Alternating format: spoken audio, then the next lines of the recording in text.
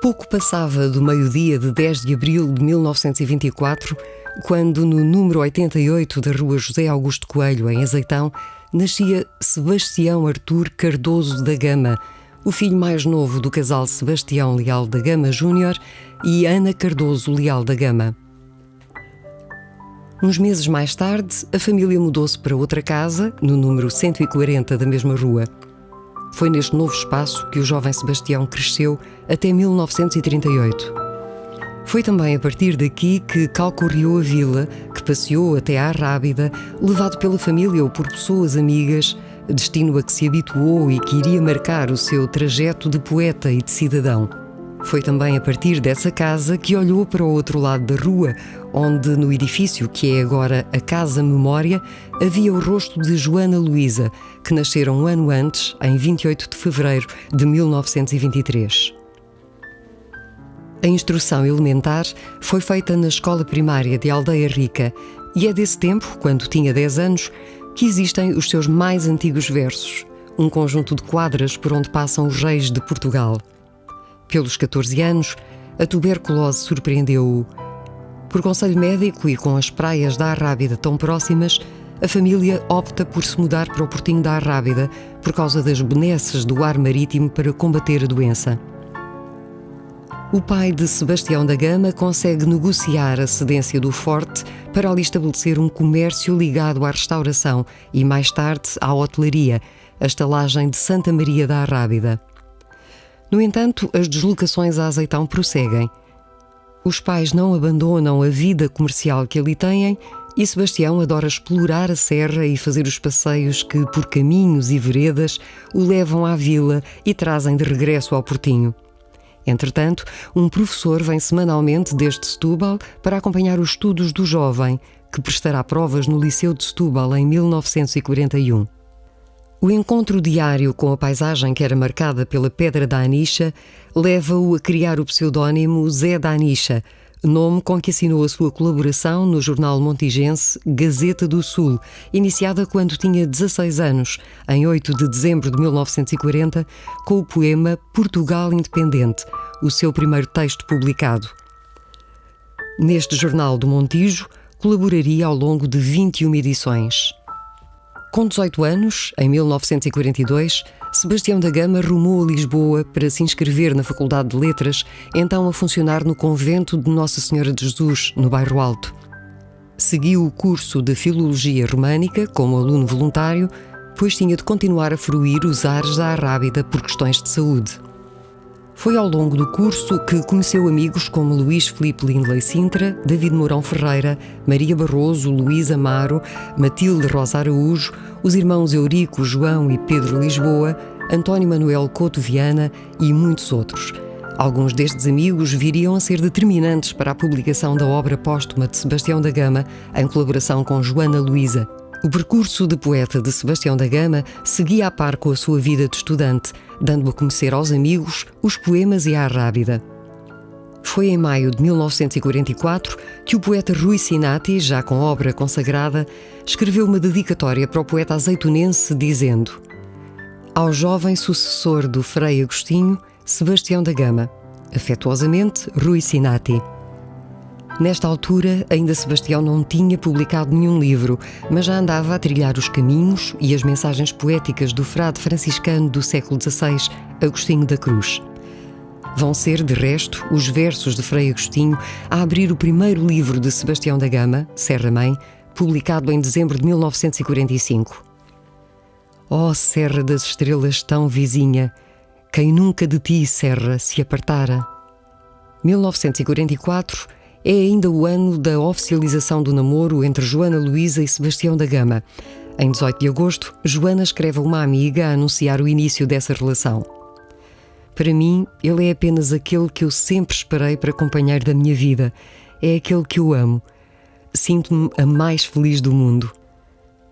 A publicação de Serra Mãe ocorre então em 1945. Este livro é um elogio à Arrábida, à natureza, à vida, e constituiu um marco importante na vida de Sebastião, tão intenso era nele o desejo de publicar, sempre com o estilete do aperfeiçoamento numa escolha criteriosa dos poemas, sempre desejando receber os ecos da crítica, viesse ela de amigos ou dos comentadores que povoavam o jornalismo de então. Uma das reações veio de Miguel Torga, que lhe escreveu a agradecer o livro e comentou: "Vivo na convicção de que as verdadeiras obras de arte têm uma vida em si, quer os homens queiram, quer não. Por isso, diante de um Criador, a minha atitude é sempre esta: admirar e confiar. Louvo o que entendo e espero por vir de boa fé." Ora, é isso que me acontece agora com o seu livro. Tenho dificuldade em vislumbrar os seus caminhos futuros, mas estou em presença de um poeta que escreveu pequeno poema, nós, etc. Resta-me, pois, festejar o que me parece conseguido, que é muito, e dar tempo ao tempo. Levando o seu perfil de poeta até ao limite, na Queima das Fitas de 1946, Sebastião da Gama desfila caracterizado como Luís de Camões, quebrando os convencionalismos do grupo. A ligação a Azeitão não é descurada e em 1946 é editado um opúsculo intitulado Loas a Nossa Senhora da Arrábida, em que a maioria dos poemas é de Sebastião da Gama, que surgem intercalados com estrofes do poeta popular Miguel Caleiro, falecido uns anos antes. A licenciatura em Filologia Românica acontece em 1947, com a tese Apontamentos sobre a Poesia Social do século XIX. Nesse mesmo ano, mais 3 acontecimentos marcam a vida de Sebastião. Em 23 de agosto, envia cartas a jornais de Lisboa e de Setúbal a pedir a intervenção contra o desaparecimento da Mata do Solitário que um proprietário de um forno de cal estava a levar a cabo em Alportuz. Um dos destinatários foi o engenheiro Miguel Neves, a quem o poeta azeitonense dizia: "Socorro, socorro! O José Júlio da Costa começou, e já vai adiantada, a destruição da metade da Mata do Solitário que lhe pertence. Peço-lhe que trate imediatamente. Se for necessário, restaure-se a pena de morte." A metáfora do final da carta era forte, mas o exagero tinha a intenção de sensibilizar os outros para a causa. No ano seguinte, esta carta viria a ser a motivação principal para a criação da LPN, a Liga para a Proteção da Natureza, surgida no Instituto Superior de Agronomia.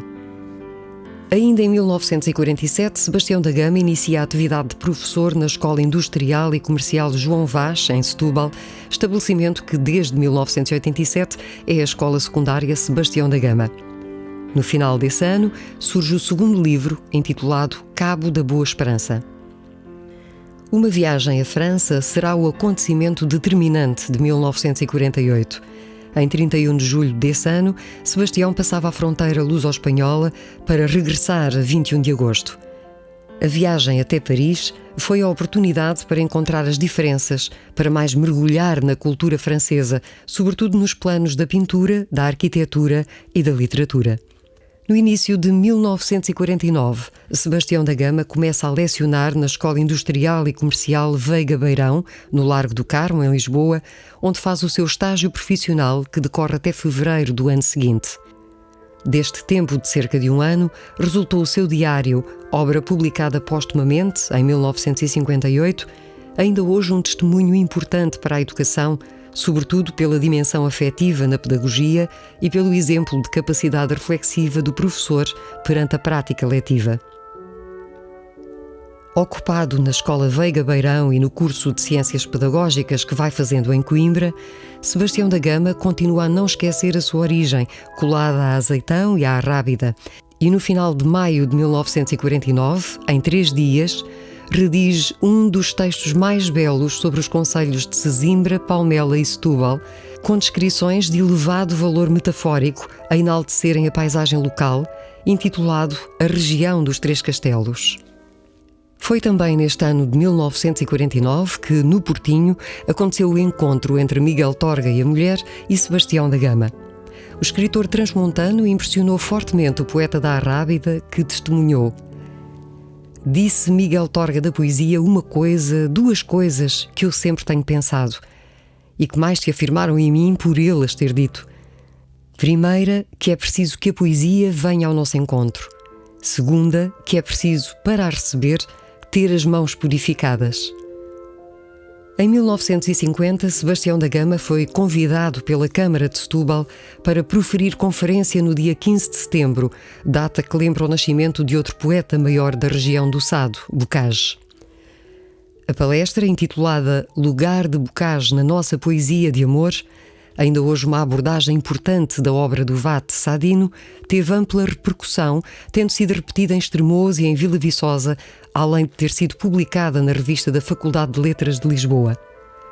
Em outubro de 1950, Sebastião da Gama encaminha-se para o Alentejo graças à sua colocação como professor na Escola Industrial e Comercial de Estremoz, que atualmente se designa como Escola Secundária Rainha Santa Isabel. No seu Estremozinho, como gostava de dizer, ficará a lecionar até ao seu falecimento. O ano de 1951 é importante na biografia do poeta por razões variadas. Em fevereiro sai o seu terceiro livro, Campo Aberto, considerado pela crítica a sua obra mais elaborada. Dedicado a José Régio, poeta que Sebastião muito admirava e com quem se escrevia regularmente, é no ano de 1951 que acontece o encontro entre os dois poetas em Porto Alegre, onde Sebastião da Gama se desloca para oferecer o livro ao seu mestre. Em 4 de maio, Joana Luísa e Sebastião da Gama casam-se no convento da Arrábida, numa cerimónia que não deixou de ter a marca do poeta, como recordou Joana Luísa.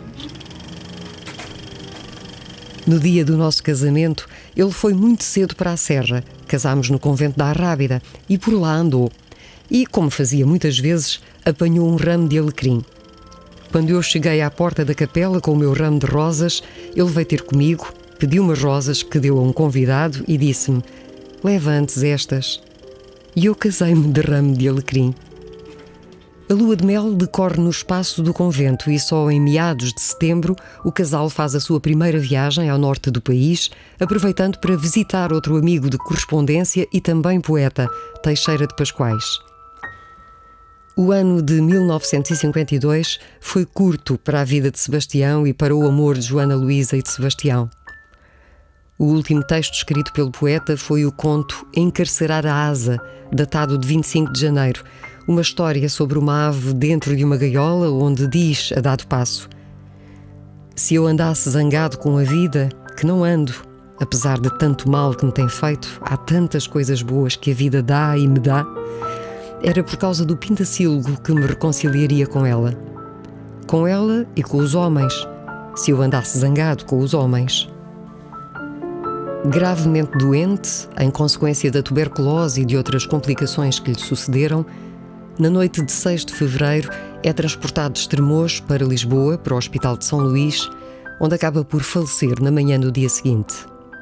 Era o ponto final num parágrafo de 27 anos, tempo em que Sebastião da Gama estudou, ensinou, escreveu e amou.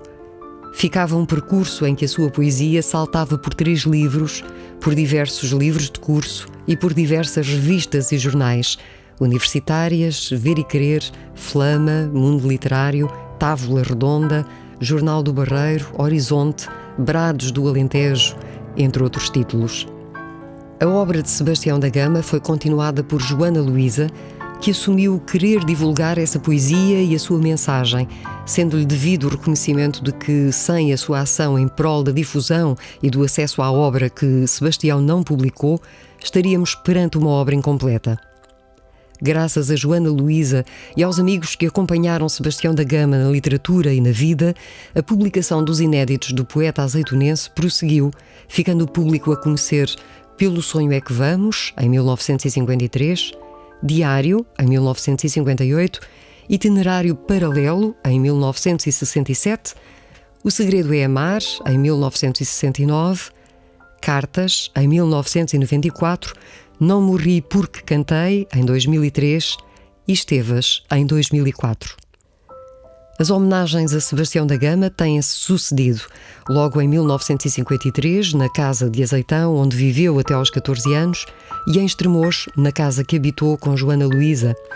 Em 1987, na construção do memorial que lhe foi dedicado no Portinho da Arrábida, iniciativa dos seus ex-alunos. Em 1988, com a criação do Prémio Literário com o seu nome, promovido pelas então Juntas de Freguesia de Azeitão.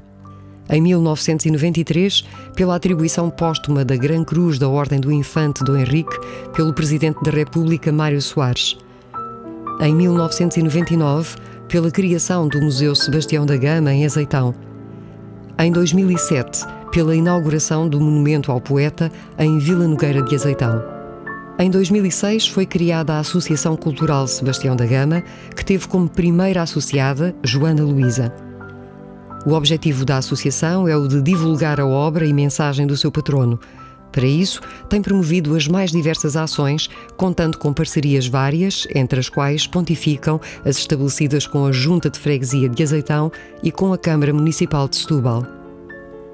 Em 2014, no mês de abril, era a vez de Joana Luísa partir. Assim acabava uma história entrelaçada entre Joana e Sebastião. Ele nascer em abril e falecer em fevereiro. Ela nascer em fevereiro e partia em abril. A Casa Memória Joana Luísa e Sebastião da Gama, no edifício que foi a casa onde Joana Luísa viveu, ficou, por sua decisão, para a Associação Cultural Sebastião da Gama, com o objetivo de, a partir daqui, continuar a irradiar a mensagem do poeta.